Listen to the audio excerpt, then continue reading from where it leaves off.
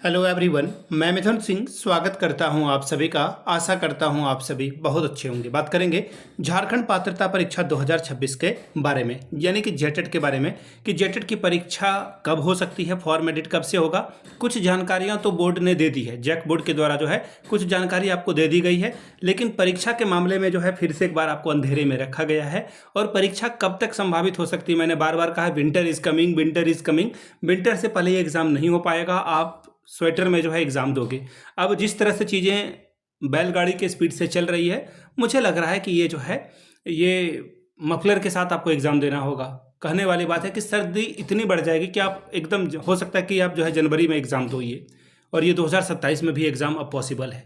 जिस तरह से ये कछुए की रफ्तार से चल रही है, ये बात है। दूसरी बात, झारखंड में जो लोग आंदोलन करते हैं जेएसएससी के खिलाफ, जेपीएससी के खिलाफ, सरकार के खिलाफ अपनी बात रखते हैं या जैक के खिलाफ अपनी बात रखते हैं, देखिए झारखंड की सच्चाई ये है ना। एक तो सबसे पहले सरकारी नौकरी की जो सबसे बड़ी सच्चाई ये है कि आप एक बड़े से भूसे के ढेर से सुई निकालने की कोशिश में हो। एक जो छोटा सा सुई है उसे आप पूरे बड़े से भूसे के ढेर से निकालने की कोशिश में आप रहते हो, लेकिन रियलिटी ये है कि वो एक जो छोटा सा सुई है उस सुई को भी सरकार ने बेच दिया है, और आप अभी भी उसी इंतज़ार में हो कि उस भूसे में जो है वो सुई मिल जाएगा, आपका फ्यूचर मिल जाएगा। ये बात हो रही है। लोग गुस्से में आए, वो बोलते हैं ना कि जब सर से पानी उठ जाता है। झारखंड के जितने भी लोग हैं जो तैयारी करते हैं उनको भी पता है कि झारखंड सीजीएल का रेट क्या है।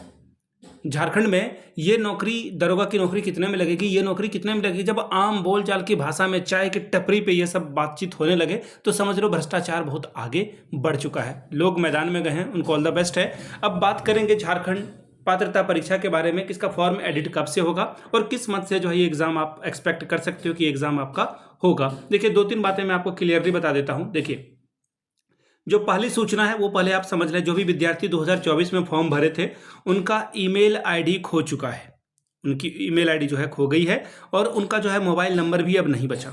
तो ऐसे लोगों के लिए ये खबर है सबसे पहले। उसके बाद जो है एडिट के बारे में भी बात करेंगे। यहाँ से आप देख लो, जो कैंडिडेट वेरिफिकेशन प्रोसेस है ये स्टार्ट किया जाएगा, और उसके बाद जो कैंडिडेट सत्यापन प्रक्रिया है, पोर्टल पर अभ्यर्थी अपने नए मोबाइल नंबर और ईमेल आईडी का जो स्थापना है वो ओटीपी के माध्यम से करेंगे। उसके उपरांत अपनी जो जानकारी है, व्यक्तिगत जानकारी या फिर एजुकेशनल इंफॉर्मेशन है, वो दर्ज करेंगे।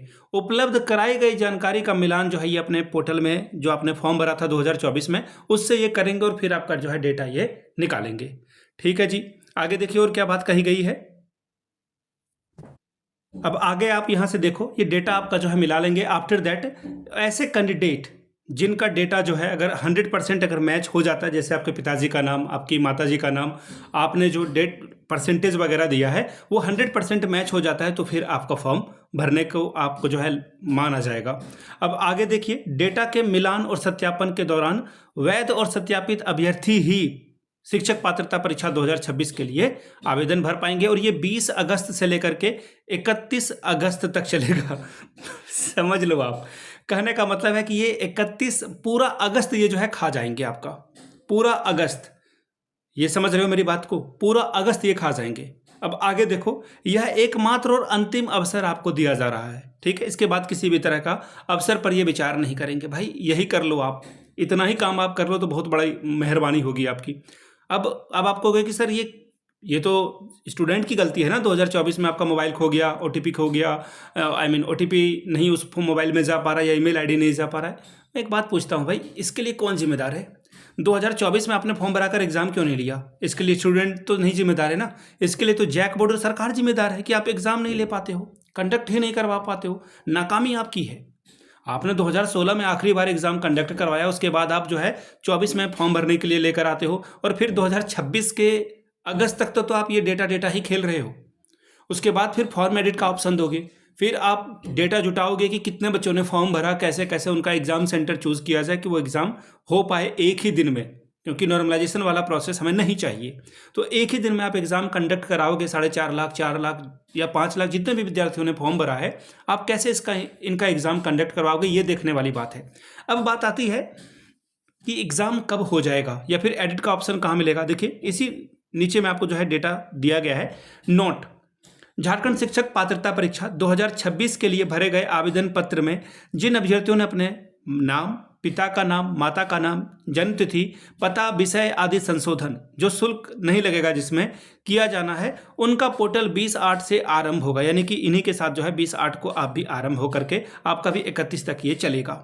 ठीक है, साइमल्टेनियसली ये दोनों बातें चलेगी पैरेलल इन्वर्स में कि आपका पहला क्या हो जाएगा, आपका पहला जो ये है कि जिन लोगों ने 2024 में भरा था फॉर्म, ईमेल आईडी और उनका मोबाइल नंबर अब नहीं है, वो लॉगिन कर पाएंगे। और जो एडिट वाला ऑप्शन है वो 20/8 से लेकर के 31 तक होगा। अब बात आती है कि सर एग्ज़ाम कब तक होगा, ये लोग मुझसे जानना चाहते हैं, ईमेल करते हैं, लोग मैसेज करते हैं। तो उन लोगों के लिए मैं एक ही बात कहूँगा, ये अभी तक सरकार या जैक बोर्ड को भी नहीं पता है। आप और हम इसको प्रिडिक्ट करने वाले कौन होते हैं? झारखंड एकेडमिक काउंसिल सबसे पहले एक डेटा कलेक्ट करेगी। आपको भी पता है, आपने आपने जो है बीएड किया होगा उसमें भी जो है आपको बताया गया होगा, या फिर आपने पीजी किया होगा तो वहाँ पे भी जो है डेटा के बारे में, रिसर्च के बारे में बताया जाता है। तो डेटा सबसे पहले ऑथेंटिक होना चाहिए और डेटा क्या कहता है उसके हिसाब से आगे ये बढ़ेंगे। डेटा मतलब नंबर ऑफ स्टूडेंट, कितने लोगों ने फॉर्म भरा और कैसे इसे ये डील करेंगे। दूसरी बात, एग्ज़ाम सेंटर बनाना हो। अब एग्ज़ाम सेंटर बनाने के लिए हर जिले के हर स्कूल से ये जो है क्या करेंगे, डेटा लेंगे कि आपके यहाँ कितने विद्यार्थियों की बैठने की व्यवस्था है। आफ्टर दैट आगे वाला प्रोसेस चलेगा, वो डेटा देंगे। फिर अपना ये सीट मैट्रिक्स बनाएंगे कि किस जिले में कितने अभ्यर्थियों को सेट किया जाए, ताकि एग्ज़ाम इनका जो है, कहने का मतलब है कि ये कैटेगराइज करेंगे कि कहाँ कहाँ कितने कितने बच्चे जो डिस्ट्रीब्यूट करेंगे। कैटेगराइज क्या करेंगे, डिस्ट्रीब्यूट करेंगे कि कहाँ पे कितने बच्चे एग्ज़ाम का फॉर्म भर सकते हैं। अब आगे वाली बात ये है कि एग्ज़ाम कब तक ये हो जाएगा।